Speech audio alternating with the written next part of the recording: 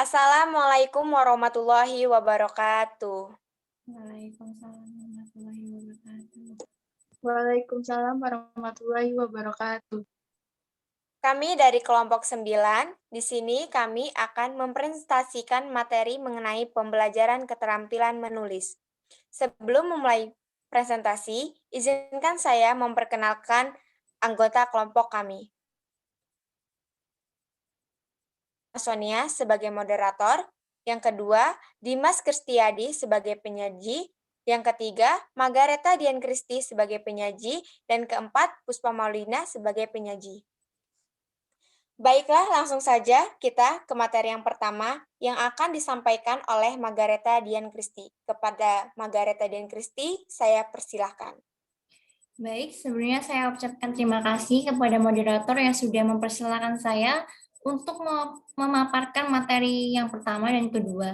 Jadi yang pertama kita masuk yaitu A. Pembelajaran menulis sebagai proses. Jadi apa sih tujuan pembelajaran menulis di SD?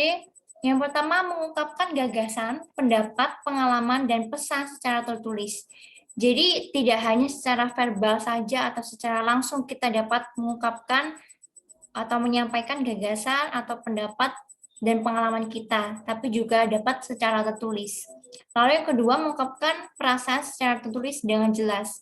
Contoh, jika anak merasa sedih atau senang, mereka bisa menuangkannya dalam bentuk tulisan. Lalu yang ketiga, menyampaikan informasi secara tertulis sesuai dengan konteks dan keadaan. Lalu yang keempat, memanfaatkan unsur-unsur kebahasaan karya sastra dalam menulis. Dan yang kelima, siswa gemar menulis. Lalu, bagaimana atau langkah-langkah yang harus ditempuh siswa dalam proses menulis? Yang pertama, menyimpan memori dari dunia pengalamannya. Yang kedua, mengumpulkan kembali ingatan atau pengalamannya.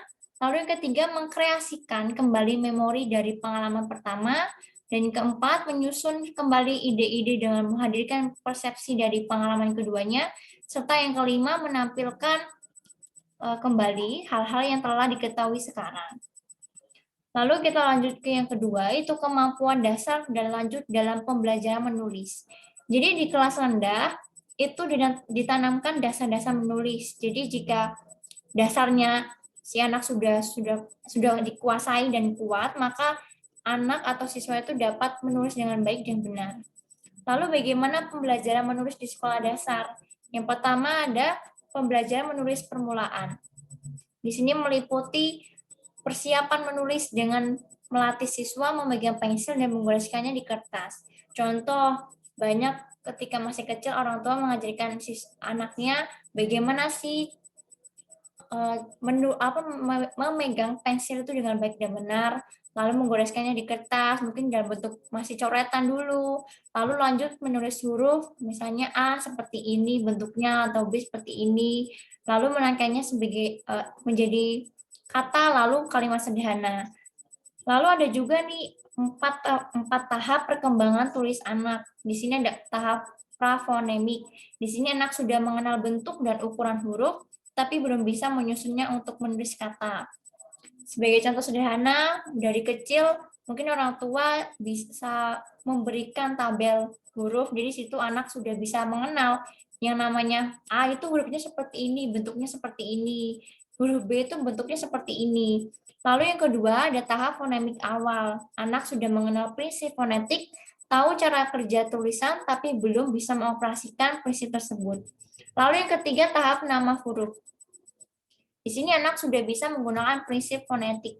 Dia dapat menggunakan huruf-huruf yang mewakili bunyi-bunyi yang membentuk suatu kata. Dan yang terakhir itu ada tahap transisi. Di sini penguasaan anak terhadap tata tulis yang semakin lengkap, dia juga sudah bisa menggunakan ejaan dan tanda baca dalam tulisan. Lalu masuk yang kedua itu ada pembelajaran menulis lanjut.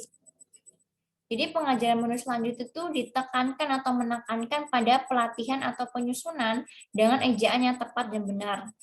Yang kedua, menulis dalam bentuk karangan, menulis surat, prosa, puisi, pidato, naskah drama, laporan, dan menulis ringkasan, dan masih banyak lagi. Di kelas 3 dan 4 itu berisikan kegiatan berbahasa tulisan yang digunakan dalam sehari-hari. Contoh, mungkin guru memberikan tugas siswa untuk menulis pengalaman liburan semester dia. Dan di situ mereka masih menggunakan bahasa sehari-hari mereka yang mungkin tidak baku dan masih ya jauh dari kata resmi. Lalu di kelas 4, 5, 6 itu diajarkan keterampilan menulis karangan narasi. Namun di kelas 6 itu lebih ditekankan atau diperhatikan penggunaan ejaannya. Dari huruf kapital, tanda baca, seperti koma, titik, dan lain sebagainya. Lalu upaya apa yang bisa dilakukan guru agar siswa itu senang atau gemar menulis? Yang pertama, menciptakan kondisi yang menyenangkan dan menarik perhatian serta minat siswa. Dengan cara apa? Mungkin dengan cara dengan cara gaya bahasa atau gaya bicara guru yang mungkin bisa menarik perhatian. Lalu tidak boleh menciptakan kondisi yang mungkin membosankan bagi peserta didik. Lalu yang kedua, memberikan kebebasan kepada siswa untuk menulis apa yang disenanginya. Jadi sini guru juga tidak boleh menekankan bahwa mereka harus menulis apa yang harus menjadi apa yang harus menjadi kemauan kita. Maksudnya di sini kita sebagai guru nggak boleh memaksakan kehendak siswa yang mungkin mereka ingin menulis pengalaman mereka, tapi di sini kita malah memaksa mereka untuk menulis hal lain. Lalu yang ketiga, tidak menekankan dan menyalahkan siswa atas hasil tulisannya. Di sini banyak sekali terjadi atau menyalahkan siswa itu banyak dilakukan orang tua. Sebagai contoh, kadangkala ketika anak menulis huruf A kurang sempurna bagi kita, kita langsung menghapusnya. Di situ bisa menyebabkan anak itu merasa terbebani ketika belajar tulisan karena mereka selalu menganggap bahwa apa yang mereka lakukan selalu salah gitu. Lalu yang keempat, dapat menggunakan berbagai media seperti gambar dan lain sebagainya. Seperti contoh tadi, mungkin menggunakan tabel yang mungkin ada gambar ayam karena A itu mewakili huruf A, lalu ada gambar cicak yang C itu mewakili huruf C, seperti itu. Baik, cukup sekian dari saya. Kurangnya saya mohon maaf, saya kembalikan kepada moderator. Baiklah, terima kasih kepada Margareta Dian Christy yang telah menyampaikan materi. Baik, materi selanjutnya akan disampaikan oleh Puspa Maulina. Kepada Puspa Maulina, saya persilahkan. Baik, terima kasih kepada moderator yang telah memberikan saya kesempatan untuk menyampaikan materi. Materi selanjutnya yaitu bagian yang C, strategi pembelajaran menulis. Pelaksanaan pembelajaran menulis adalah strategi guru dalam menyampaikan materi pembelajaran menulis di kelas untuk mencapai tujuan yang telah ditetapkan. Dalam tahapan proses menulis meliputi tahap yang pertama, tahap pra-penulisan. Tahap pra-penulisan merupakan kegiatan seorang penulis dalam mencari dan menemukan sesuatu yang ingin dikemukakan. Kegiatan dalam tahap ini mencakup pemilihan topik, memikirkan tujuan, bentuk, dan membaca, serta memaparkan dan mengorganisasikan gagasan. Yang kedua, tahapan penulisan draft. Tahapan penulisan draft merupakan kegiatan seorang penulis dalam menelusuri dan mengembangkan gagasan-gagasan yang telah dibuat pada langkah pertama, baik melalui bercerita, bertanya jawab, mengelompokkan, dan menulis cepat. Penulisan draft dilakukan segera setelah siswa lancar mengemukakan pengalaman secara lisan. Dalam hal ini, kesalahan tidak dianggap sebagai hal yang tabu, tetapi sebagai bagian dari proses belajar. Yang ketiga, tahap perbaikan. Tahap perbaikan adalah kegiatan itu dimaksudkan untuk mendapatkan tulisan yang sesuai dengan makna yang dimaksudkan oleh penulisnya. Perhatian utama pada tahap perbaikan adalah tentang tulisan. Yang keempat, yaitu tahap penyempurnaan. Tahap penyempurnaan adalah kegiatan menghaluskan tulisan. Tahap penyempurnaan merupakan tahap akhir kegiatan penulisan. Penyempurnaan dilakukan pada aspek teknis tulisan, misalnya cara menggunakan huruf kapital, tanda koma, tanda titik, kalimat langsung dan tidak langsung.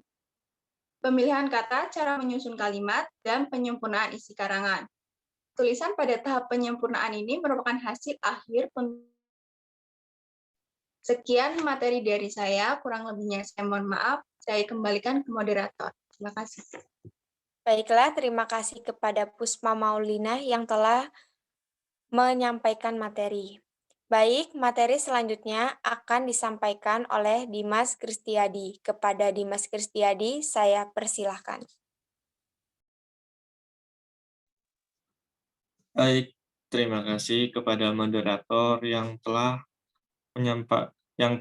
memberikan waktu untuk saya menjelaskan materi. Materi selanjutnya yaitu D, penilaian dalam pembelajaran menulis.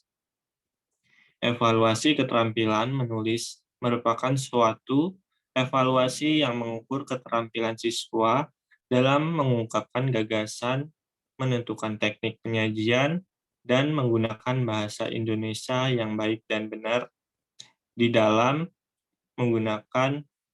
bahasa tulisan.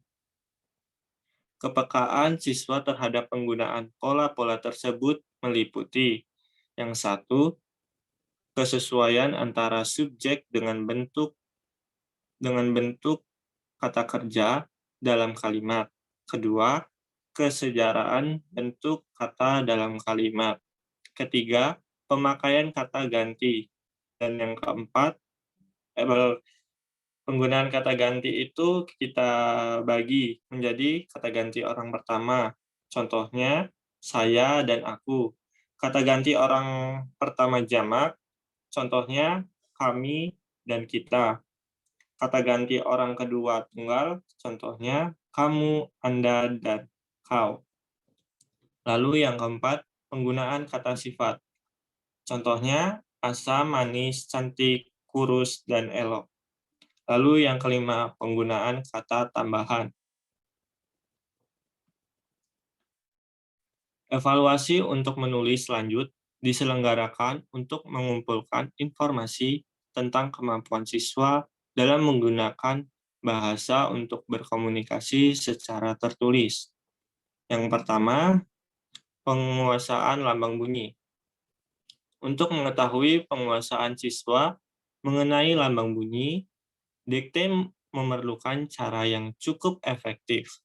Pengucapan dilakukan 2 atau 3 kali, siswa diminta menulisnya pada kertas lembar jawaban. Yang kedua, penguasaan ejaan dan tanda baca. Evaluasi tentang tanda baca tidak dapat dilepaskan dari pemahamannya dalam kalimat atau paragraf. Untuk mengetahui penguasaan siswa dalam hal ini dapat digunakan teknik dikte, pilihan ganda, atau perbaikan ejaan yang salah. Ketiga, kemampuan memilih kata. Tes dalam hal ini sebenarnya merupakan semacam tes kosakata. Di sini, siswa menggunakan atau memilih kata secara cepat. Siswa diminta melengkapi kalimat yang dihilangkan dengan kata yang tepat. Yang keempat, kemampuan mengarang sebagai sarana komunikasi. Kemampuan mengarang merupakan kemampuan yang kompleks. Untuk mengevaluasi kemampuan siswa dapat digunakan beberapa cara. Evaluasi menulis lanjut bertujuan untuk memperoleh informasi tentang kemampuan siswa dalam menggunakan bahasa untuk berkomunikasi secara tertulis. Ruang lingkup evaluasi pembelajaran menulis permula di SD meliputi 1. Penguasaan lambang bunyi. Dikte merupakan cara yang paling efektif untuk mengetahui penguasaan siswa tentang lambang bunyi. Kedua, penguasaan ejaan dan tanda baca.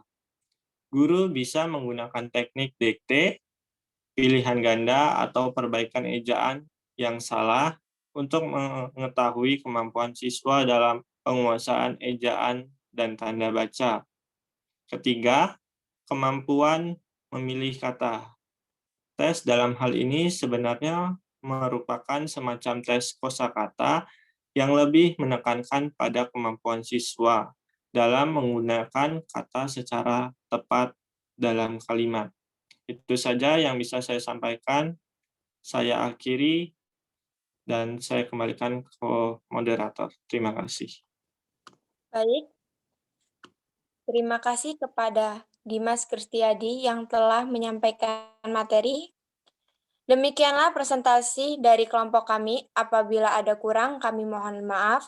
Dan apabila ada pertanyaan, tambahan, atau sanggahan, mohon ketik di kolom komentar. Kami ucapkan terima kasih. Kami akhiri, wabillahi taufiq walhidayah. Wassalamualaikum warahmatullahi wabarakatuh. Waalaikumsalam warahmatullahi wabarakatuh.